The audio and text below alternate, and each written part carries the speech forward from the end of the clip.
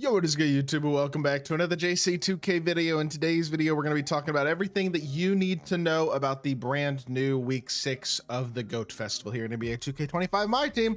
And my advice might be a little bit surprising to some of y'all, actually, in terms of what I recommend doing this week and also what I might be doing this week. I don't know yet. I haven't decided. But before we hop into it, if you haven't already, make sure you hit that subscribe button. Help me push towards the 50,000. We hit 40K like 3 months ago. For 50,000 subscriber mark on the channel. I upload every single day, multiple videos a day. Would really appreciate it if y'all do subscribe. Without further ado, let's get into it and let's start working. So we're going to take a look first and foremost at the stuff that is in the exchange this week, how much it costs, all that type of stuff.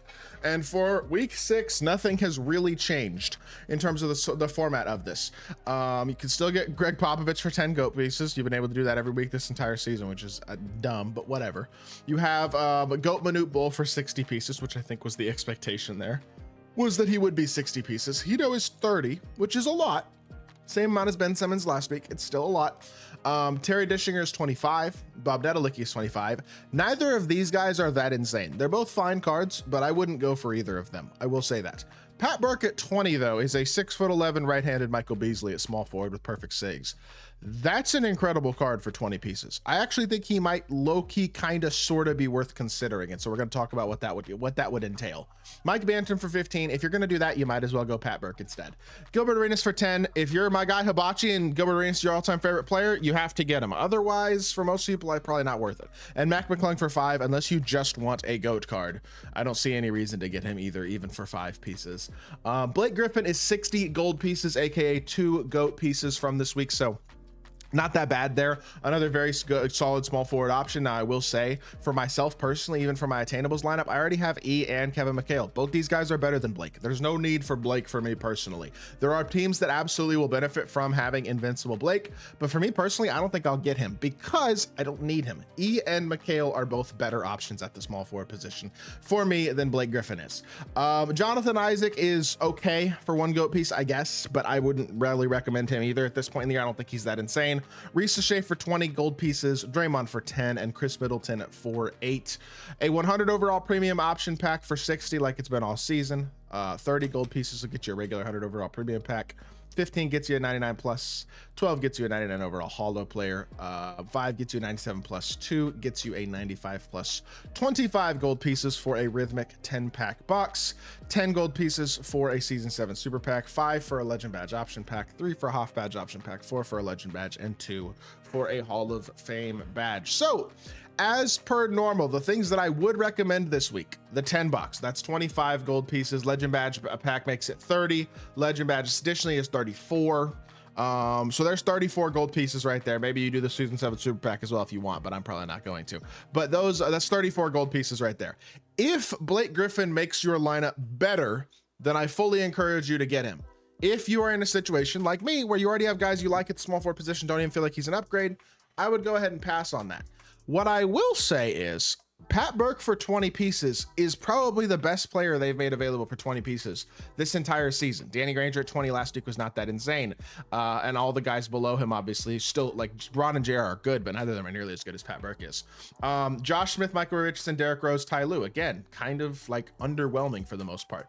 Luol Deng, Dino Radja for 20 apiece, not bad cards, but still. Scalabrine and Halliburton for 20 pieces, again, not terrible, but still. And then Brandon Roy for 20 pieces. The only player he's a 6'11" small forward with perfect SIGs and a god tier jumper for 20 pieces. Compare him to, for example, he's kind of similar. He's what I would think in terms of how good of a card he is would be a 25 or 30 piece player. I think he would be a 30 piece player. I personally would argue, I think Hito is awesome too, but for 20 pieces, Pat Burke is not that insane because here's the thing. If you play 2 games of King of the Court and win them both, you're going to get top 50% in King of the Court. That's 1 GOAT piece. You can then get 4 more GOAT pieces from challenges and the 5-game Triple Threat Park win streak, which will get you to 5 total GOAT pieces just from grinding the game. Very pretty easy grinds, all of them short grinds. The amount of games it's going to take you to get all those 5 pieces probably gets you another 2 or 3 pieces. So now you have, we'll say 7 pieces. That would mean you need 13 more pieces this week in the next 7 calendar days before next Friday to get this Pat Burke for free. 13 GOAT pieces is equivalent to, I'm trying to do the math in my head, 195 triple threat park wins, because 15 triple threat park wins per GOAT piece. It's 10 showdown wins per GOAT piece. Now 10 times, that's 130 showdown wins in a week. That's pretty absurd. 195 triple threat park wins feels a lot more reasonable than 130 showdown wins in a week. It's additionally, like, I think it's 130 salary cap games though, which is also that's quicker, but still not incredibly easy. I do think that salary cap would be the most efficient way to do this, or sorry, triple threat park, if you're good at the game, would be the most efficient way to do this. If you're not good at the game, triple threat offline is going to be the way to go, because you can knock out games in 3 minutes. You can do 20 games an hour, and you do have to be fair, play 30 times 13, which is 390 triple threat offline games, like on Rookie Breakout or whatever, to get enough pieces to finish him after grinding all the other pieces, which is a lot.